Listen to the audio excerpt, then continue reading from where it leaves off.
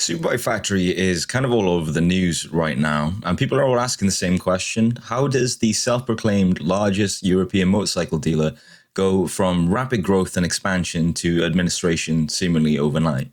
I appreciate from the outside it probably looked quite sudden, but I can tell you that with somebody with some experience on the inside, it really wasn't. Before I go any further, this is just my account of what I personally experienced there, coupled with conversations I've had with people a little bit higher up in the organization, and friends and colleagues that were basically there when the doors closed and the whole situation unfolded. I'm not speaking on behalf of anyone, and I'm not pretending to know every financial reason why SuperBike Factory is going, but I did think there's a lot more to this story than what is being put out on social media. Now, when I started working at SuperBike Factory, I joined because I was already in sales and I saw the opportunity to sell motorcycles, which I thought would be the dream job. It was literally down the road from me. When you start at SuperBike Factory, you got an induction at Macclesfield, which is miles away from where I was in Bristol.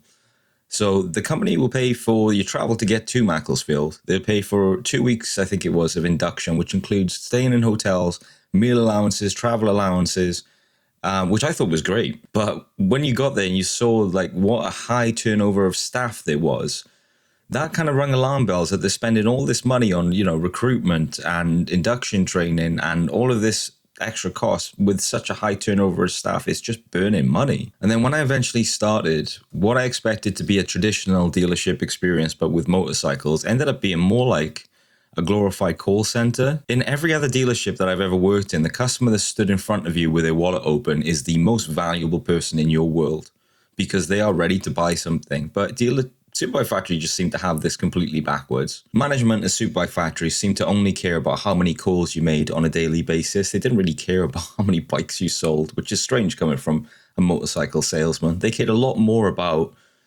literally logging pointless phone calls to people that didn't want to be contacted. In fact, one day I sold quite a few bikes on site, well above target. Like I hit nearly my whole target for the month in one day. It was insane. And I thought this was a really good day. I've done really well here, only to be met with, why didn't you make this many calls yesterday?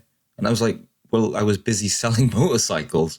What's the problem? But yeah, they've just got their priorities completely backwards. That was kind of the first red flag for me. And then the other one is the company's absolute obsession with value-added products. I get it, right? Every dealership doesn't necessarily make their money on the sale of the car or bike.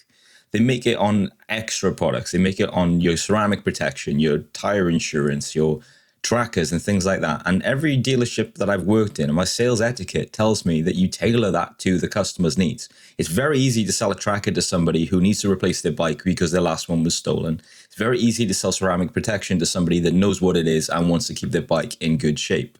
So you kind of lead with those things. You don't expect to sell everything to everybody. The then CEO once got on a Teams call with me, and I distinctly remember he was like on a boat or something ridiculous, some proper CEO type stuff. And he said, I can tell you're a thinker, and that's good. I'm a thinker too. The thing is, though, we don't pay you to be a thinker. When you come through those doors in the morning, you need to turn off your brain. Don't think, just offer everybody everything. And that really struck a chord with me because what he was telling me was, don't use your brain. Don't use your salesmanship. Don't use all the training that you've been provided over the last decade to sell things. We just want robots that make 100 phone calls a day and offer everyone everything. And that was ultimately the final straw for me.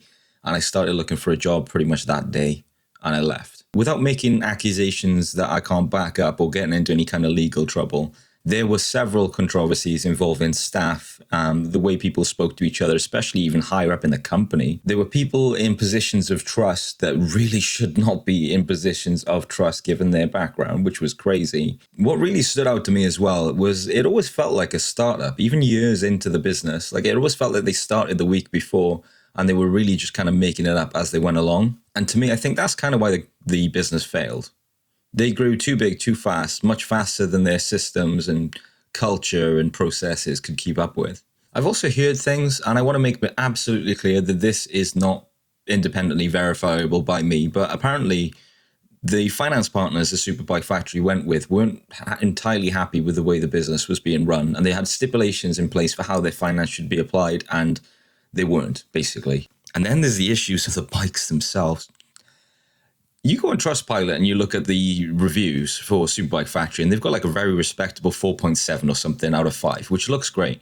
But if you go and untick invited to review, so then you get the genuine, like natural reviews from people that haven't been asked to make a review, and that number drops instantly to nearly 1.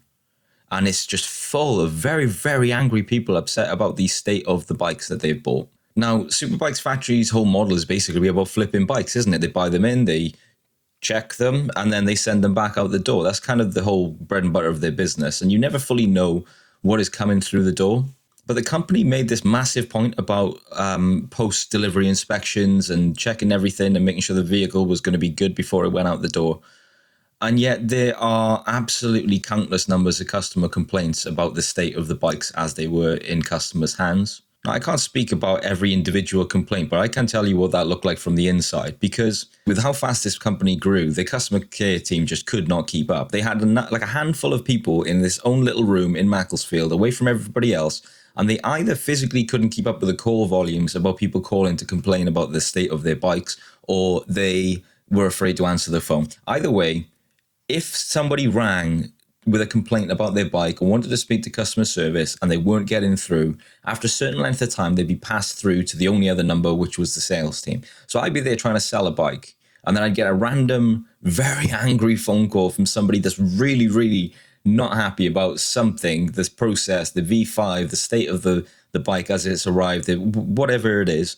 And to be honest, there's not a lot I could do to help them. I was there to sell bikes, not to deal with issues like that. I didn't have the means, I didn't have the information, and the only thing I could do was put them back through to the same number they were waiting to speak to. It was absolutely maddening. And I had to go through several experiences like that and then immediately go back to try and sell another bike for the company. And to be honest with you, that disconnect kind of started to wear me down, which is another reason why I left. Now, after I left, I saw the company seemingly go from strength to strength. I saw leadership changes at the top. I saw the expansion, the new dealership opening in Crawley when they were really down on sales, which is a very confusing thing for them to do. Whether the final nail in the coffin will come down to financial pressures, poor management, or a really unsustainable business model with the systems they had in place will be for the administrators to determine what actually killed SuperBike Factory. I do want to touch on what happened on that final weekend, because that really just reinforced this feeling I have about this company. According to multiple media outlets and what has been verified by people who work at the company, staff were told around 4 o'clock on Friday to put notices up on the gates saying that they were having technical issues. You can see this in some YouTube videos. People have gone up to Macclesfield and they've seen that they can't get through the gates, and there's a notice on the wall saying technical issues. The company already knew at this point what was happening and what it intended to do, but no communication was sent to the staff about what was really happening. So those staff went home and they found out, as the rest of us basically did, on social media, that potentially their futures at SuperBike Factory were in jeopardy and about to be closed. That's a terrible way for people to find out.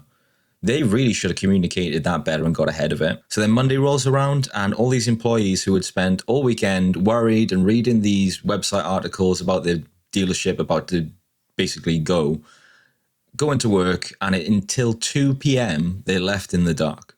Then at 2 p.m. they called into a meeting and unceremoniously, and in only a couple of minutes, told that they're not going to have a job tomorrow. They're being made redundant immediately and they have to leave. They're not going to get paid for the last 3 weeks. Because what are we now? The 22nd? This happened on the 20th. So they're not going to get paid for anything that they did in July.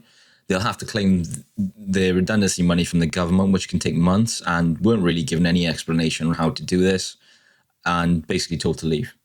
And again, I can't independently verify this, but apparently the CEO was sat there grinning at them whilst this happened. There's a lot of animosity towards him. Again, that's just what I've heard. So all this happened before SuperBike Factory made any kind of official statement, given any kind of guidance or any heads up to any of its 200 plus employees. Now, I don't have any personal vendetta against SuperBike Factory. It just wasn't right for me as a place to work. I was even considering buying a bike from there very soon. Obviously, I can't now. But I don't enjoy seeing businesses fail. And I certainly don't take any pleasure in hundreds of staff losing their jobs. I left the company years ago, but I still know people that work there. Good people.